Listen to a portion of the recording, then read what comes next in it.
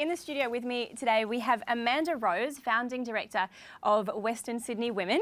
We've also got Graham Cowan, who is a resilience author and the Founding Director of Are You OK? And also Justine To, a Senior Fellow at the Centre for Public Christianity. Thank you guys so much for being with us.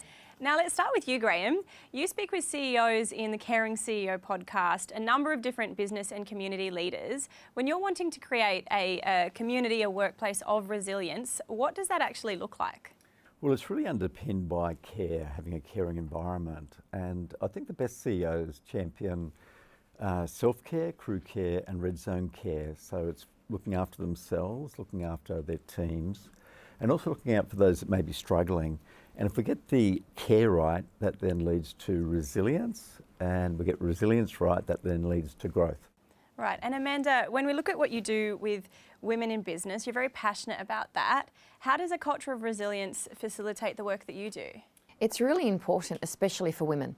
So, women are quite nurturing and they have a passion to help, and they also take things personally. So it's really important that they're resilient themselves, because then they can help other women become resilient, and they can also handle quite a lot. And you need to, especially when you're reaching out to help others, whether it's in business, because let's face it, the business world is quite difficult and women want to be financially independent. So being resilient is actually one of the core fundamentals of a successful business. Now, Graham, probably should have asked you this question. Give us your definition of resilience. How would you really sum up what it means to be resilient?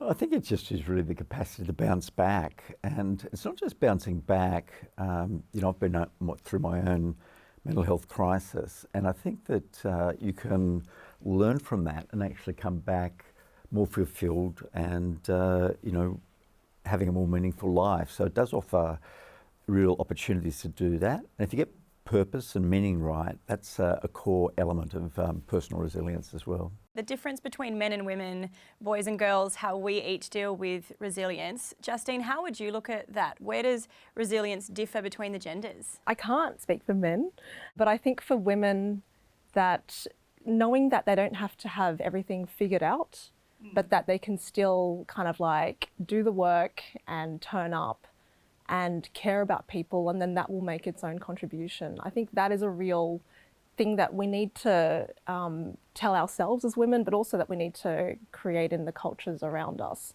So a real sense that we don't have to have everything figured out, and even just the understanding that everyone's always making it up to some degree. Yes. Do you know what I mean? And no one's necessarily seen this exact thing before, but trying to take it one step at a time, trying to know that we have the tools at our disposal and the evidence to be able to make a decision. And then to know that we've got this and that we can work it out. And that if you have your caring boss, right, who understands and will support you and back you and help you trust your own instincts as well, I think that's really helpful. Graham, let's get you to weigh in on the male perspective then. What does resilience look like from a male perspective? Many men, and myself included in the past, pretend that they're fine. They don't like to talk about having issues. They've often been socialised to be able to sort it out themselves, to be real problem solvers. And to be honest, it's not really working. Men account for 75% of suicides. They're far less likely to see a GP or a psychologist. And, everyone's really struggles because of that. So hopefully, we can improve men's capacity to say, I'm not doing well, I'm not coping, and I need to seek help. But currently, we're not very good at it. What do you think it takes to do that, to get guys to open up a little bit more? I think it's often, stories from other people. The people around you have a really big impact. And through my own experience, I've often shared my story. And when you share your story, it gives people permission to share their story. And that's how it really happens, quite frankly. If you show vulnerability, other men respond to that and say, oh, me too. And so it does provide that opportunity to have that mutual support. Yeah, the working together, the opening up probably makes a big difference. And Amanda, when you look at the work that you're doing from a professional career point of view, does our ability to be resilient really impact our professional career success, do you think? Oh, it does, because you're not holding on to so-called failures. You're not taking them personally. You can move on. And I think we need to accept that it's normal to go through hard times, that reality is hard to face, and that it's normal. So going through a difficult time or a difficult situation isn't something that is just happening to you. Life is hard.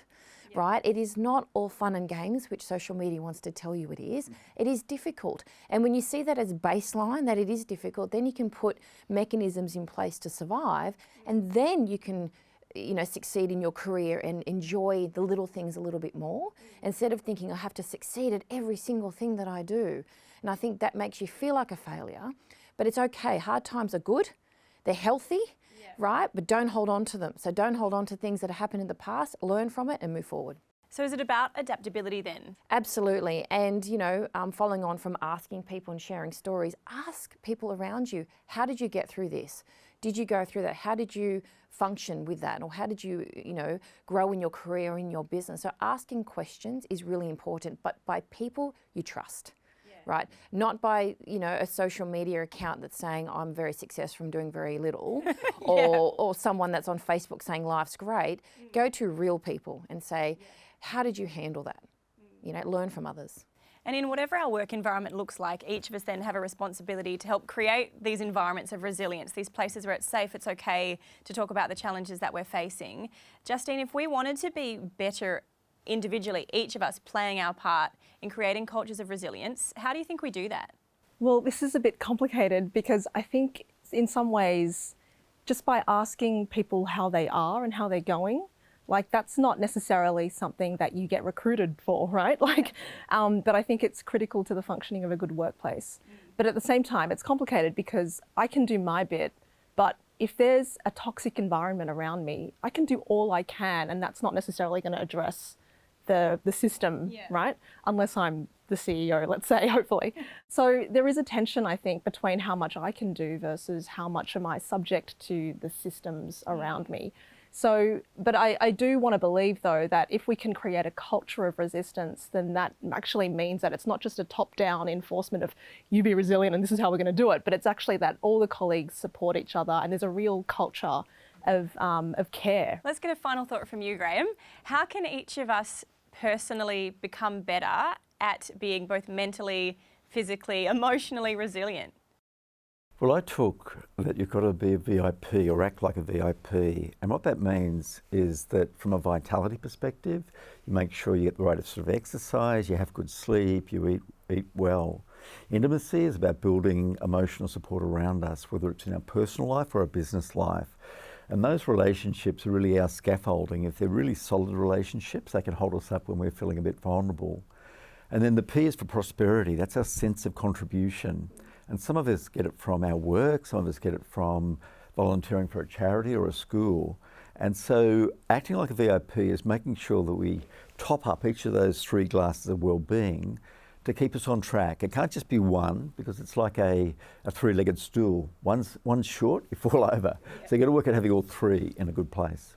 Thank you so much for that. Graham, Amanda, Justine, thank you all for joining us. And thank you for watching.